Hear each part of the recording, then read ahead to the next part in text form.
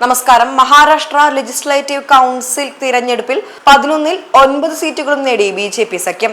BJP. Eknath ഷിൻഡെയുടെ നേതൃത്വത്തിലുള്ള Shiv Sena, Ajith പവാറിന്റെ nationalist Congress party എന്നിവ ചേർന്ന മഹായുതി സഖ്യമാണ് വമ്പൻ വിജയം കരസ്ഥമാക്കിയത്. 11 സീറ്റുകളിലേക്ക് നടത്തിയ തിരഞ്ഞെടുപ്പിൽ ബി.ജെ.പി. 5 സീറ്റുകളും ശിവസേനയുടെയും എൻ.സി.പിയുടെയും സ്ഥാനാർത്ഥികൾ 2 സീറ്റുകൾ വീതവും കരസ്ഥമാക്കി.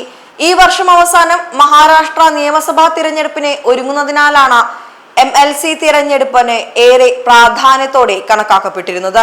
ബി.ജെ.പി. നേതൃത്വത്തിലുള്ള മഹായുതി സഖ്യവും കോൺഗ്രസും ശിവസേന ഉദ്ധവ് വിഭാഗവും എൻ.സി.പി. ശരത് പവാർ വിഭാഗവും ചേർന്ന മഹാവികാസ് സഖ്യവും തമ്മിലാണ് മത്സരം നടക്കുന്നത്. ബി.ജെ.പി. സഖ്യത്തിന്റെ 9 സ്ഥാനാർത്ഥികളും കോൺഗ്രസിന്റെ 2 സ്ഥാനാർത്ഥികളുമാണ് മഹാരാഷ്ട്ര ലെജിസ്ലേറ്റീവ് കൗൺസിലിലേക്ക് തിരഞ്ഞെടുക്കപ്പെട്ടത്.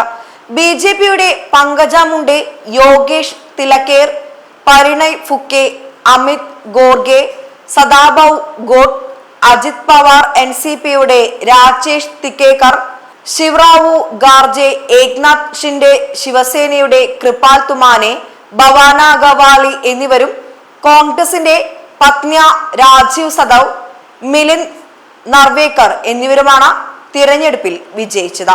തിരഞ്ഞെടുപ്പിൽ കോൺഗ്രസിന്റെ വിഭാഗത്തു നിന്നും ക്രോസ് വോട്ടിംഗ് നടന്നതായും ആരോപണമുണ്ട്. News desk Bharathabhoomi.